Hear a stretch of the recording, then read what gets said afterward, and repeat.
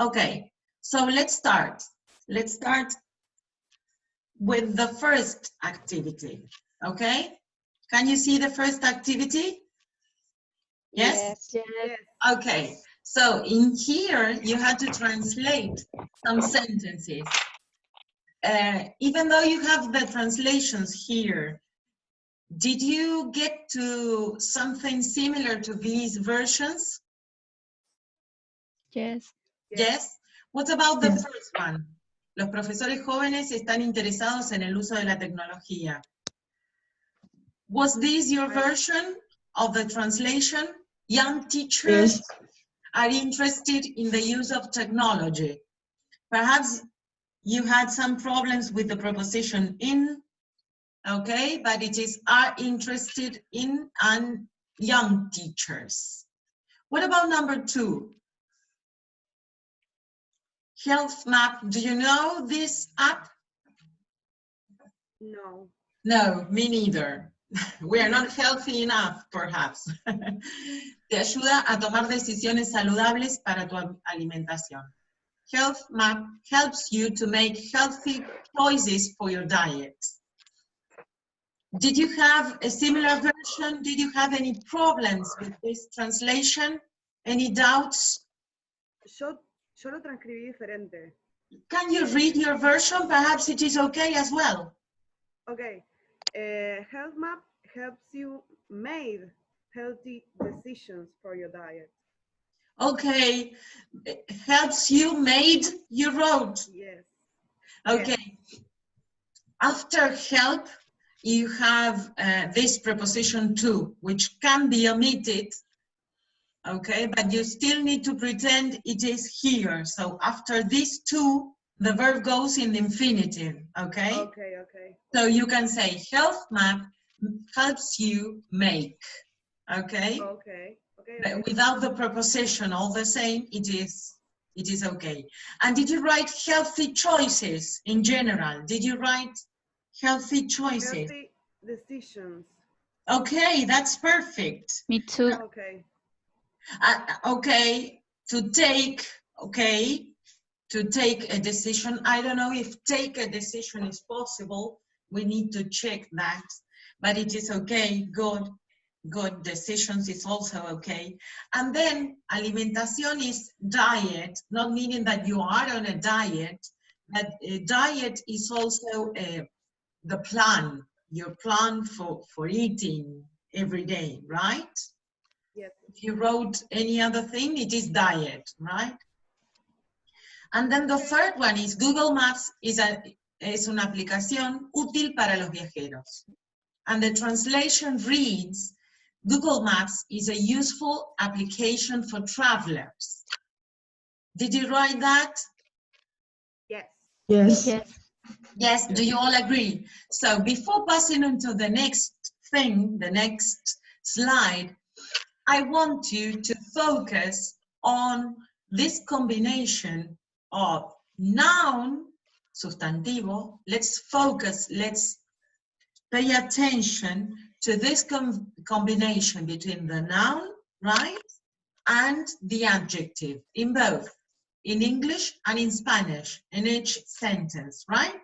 To see what we already know about this combination in both languages. Vamos a analizar un poquito así vemos qué sabemos de esta combinación en las dos lenguas. What about the first one? Which is the first combination that we have? Noun plus adjective. Young teachers. Young teachers. Is that the same in Spanish? No, otra vez. No. No. And you say profesores jóvenes, right? Yes. What about in the second one? Health Map helps you to make healthy choices or healthy decisions. What is the equivalent? Healthy. What about Juan Pablo, which choices. is good? Healthy choices, good. And in Spanish, it is decisiones saludables, right? And then es una aplicación útil, which is equivalent for that in English. Useful app.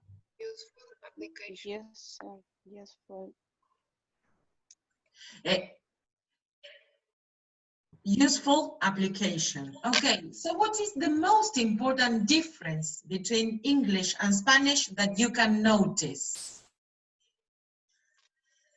¿Cuál es la diferencia principal que notan? In English, adjectives go before the noun. Good. In English, the adjectives, right, in English, go before the noun. When we say go before the noun, we say precede, okay? Precede. Then we are going to see the way it is spelled. Precede, precede, as in Spanish. So, while in English, the adjective, can you see the chart? Okay, so adjectives describe, right? They give a characteristic or classify nouns. We are going to see these two types of adjectives. Now it's not important. And they occupy different positions, okay? In English and in Spanish. In English, the adjective, okay, usually goes before the noun they describe. That is, the adjective precedes the noun. Do you see this? You have the adjective, right? And then the noun. In Spanish, it is the other way around. You have the noun and then you have the adjective. And another important difference is what we call agreement. Do you see that word? Can you see it? Agreement is Yes. concordancia. Okay? In Spanish, we say flores rojas, aplicaciones útiles. So there is overt or explicit agreement between adjectives and nouns. Hay concordancia explícita. Si yo digo flores, digo rojas. No puedo decir flores roja. Si digo aplicaciones, digo aplicaciones útiles. Si digo aplicación, como es una sola, digo aplicación útil. That is in Spanish.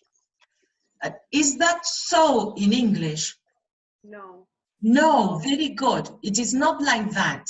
So in English, there is no explicit agreement between adjectives and nouns. So the adjective does not show agreement. ¿Qué quiere decir? Que el adjetivo no muestra concordancia explícita. ¿Se acuerdan que hablamos un poquito de esto de explícito y implícito? Yes. Yes. So, explícito, explicit, quiere decir que no se va a manifestar, que no se va a Número ni pronunciar. género. No puedo asumir que no existe, porque nosotros, desde la gramática, desde el modelo que lo estudiamos, estamos pensando que todas las lenguas son iguales y tienen el mismo poder la misma capacidad de manifestar estos aspectos abstractos, si se quiere. Entonces, lo que estamos diciendo es que acá no se ve en inglés, no lo manifiesto en el adjetivo y solamente está en el sustantivo. Es como si inglés dijera, bueno, ya lo puse en el sustantivo, no lo voy a volver a decir, ya sé que estoy hablando de un sustantivo plural y femenino, no lo voy a volver a decir en el adjetivo. Obviamente que si el adjetivo describe al sustantivo, es obvio que es así. ¿Se entiende? Esa sería la idea formal, cómo se manifestaría.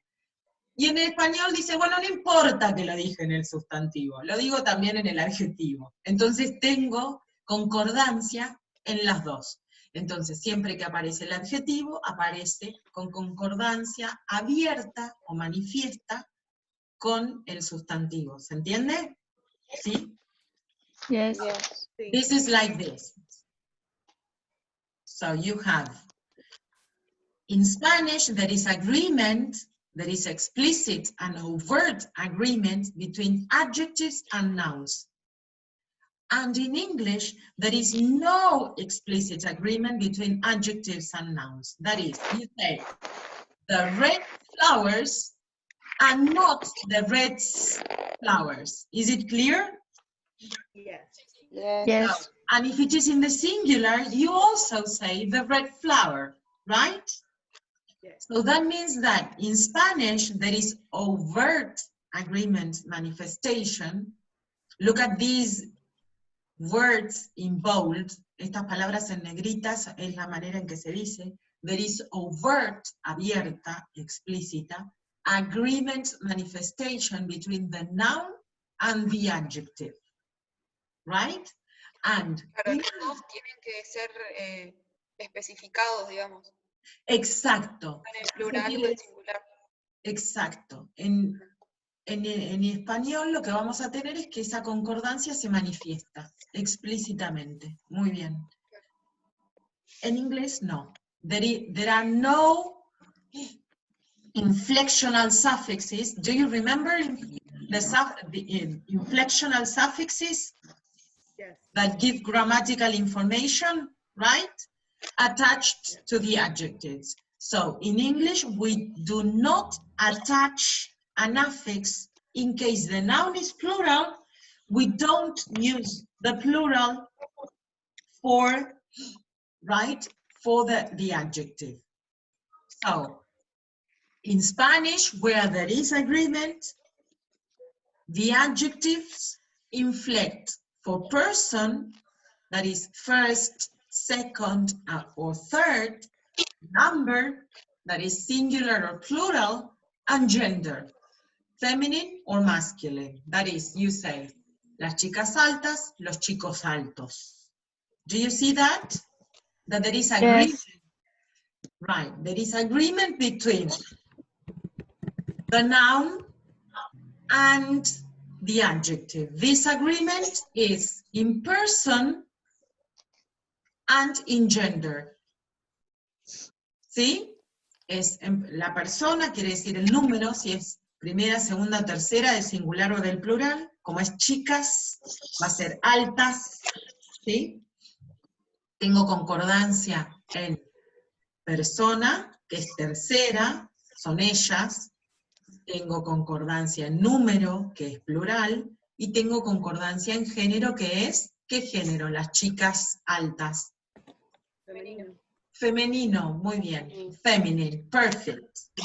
Now in English, this is not so. ¿Cómo?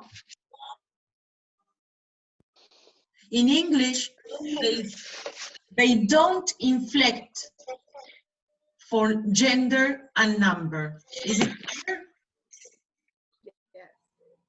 Yes.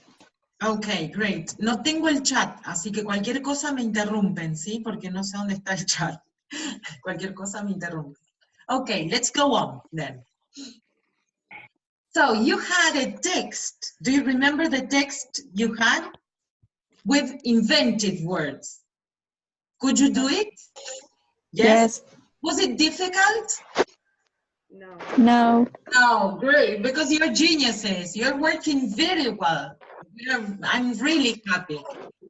So, here you have a summary in the chart where you have the different suffixes that were useful to classify the words into nouns or into adjectives, right? So here you have the suffixes. Let's go to the suffixes that help us identify nouns, okay? And let's see if these suffixes are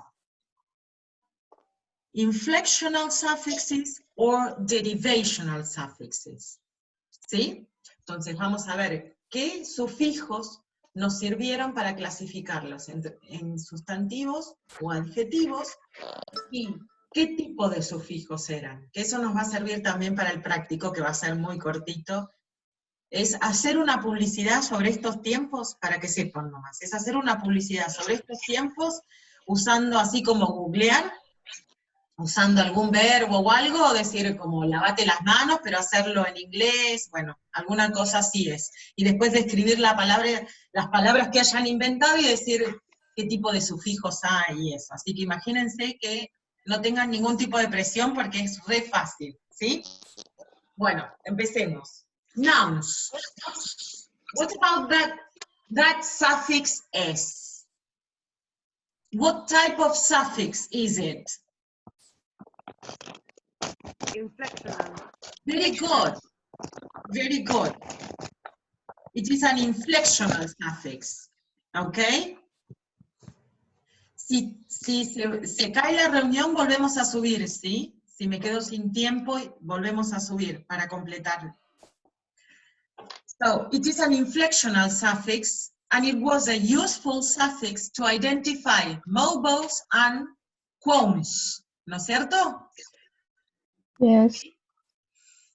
What type of information does it add? ¿Qué tipo de información agrega si estas palabras son sustantivos? Number. Number, very good. What number in the case of nouns? Plural. Plural, very good. So the S in the noun domain indicates more than one, right? Indica más de uno, plural. It is not singular, but plural. Good. Now, meant. What type of suffix is it?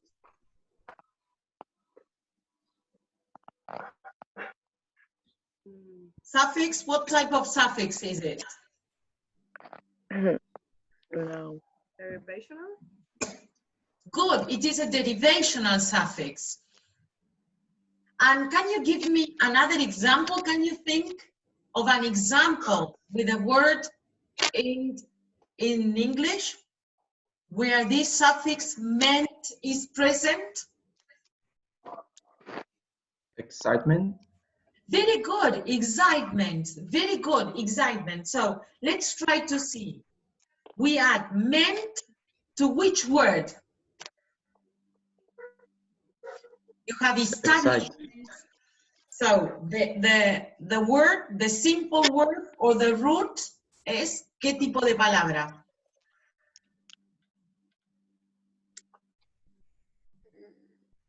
A verb, right?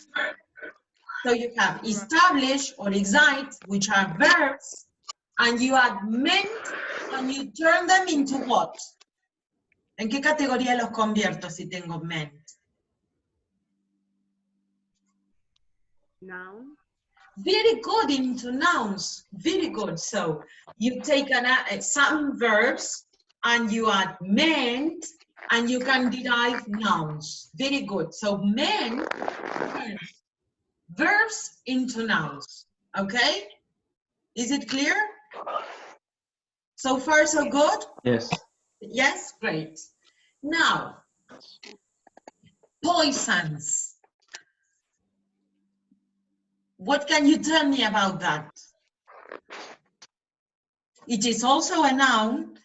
And how can you derive nouns from that?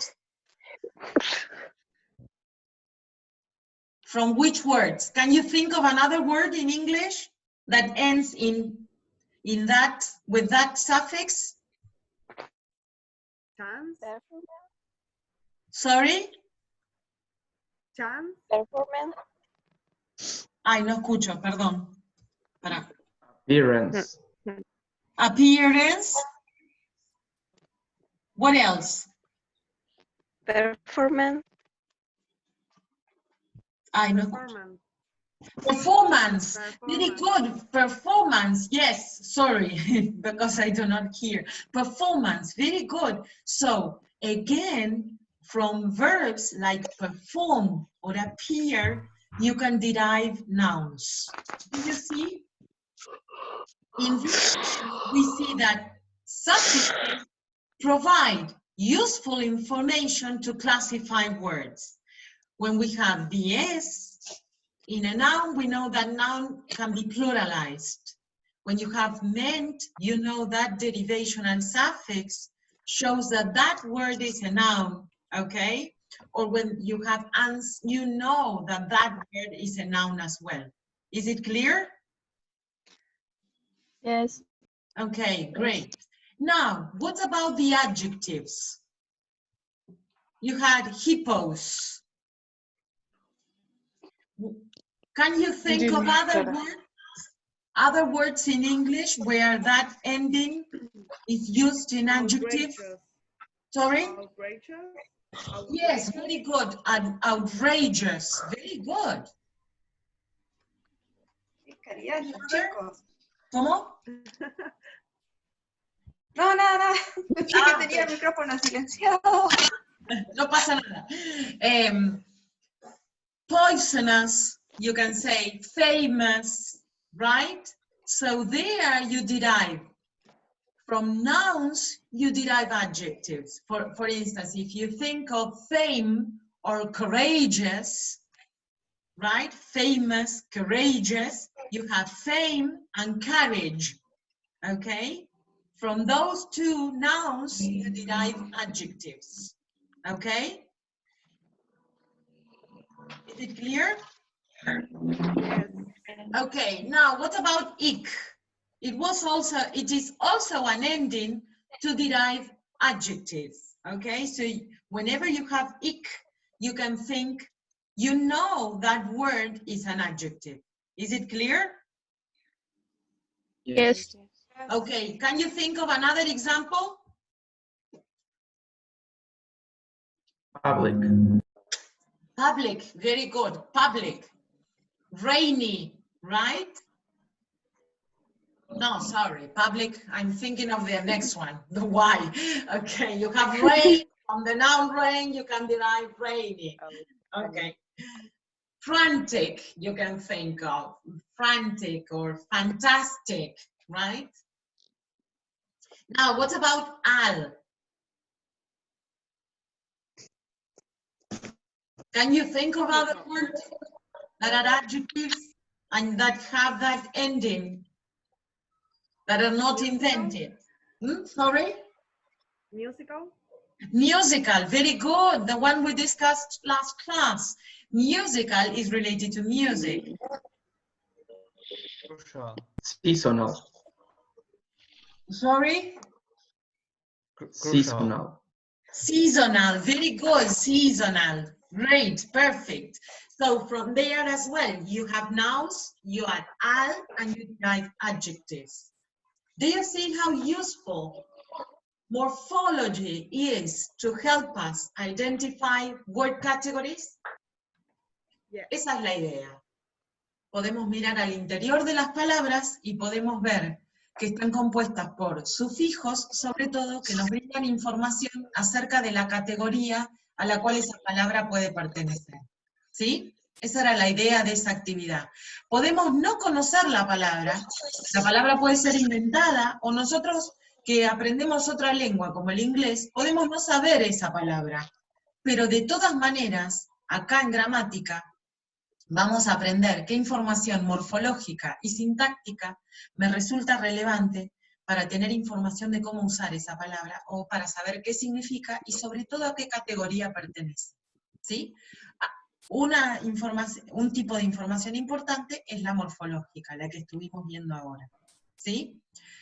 And the conclusion or the gist of this activity was that I may not know the word, the meaning of the word, but I have tools, I have cues, I have information inside the word to know the category of the word. Is it clear?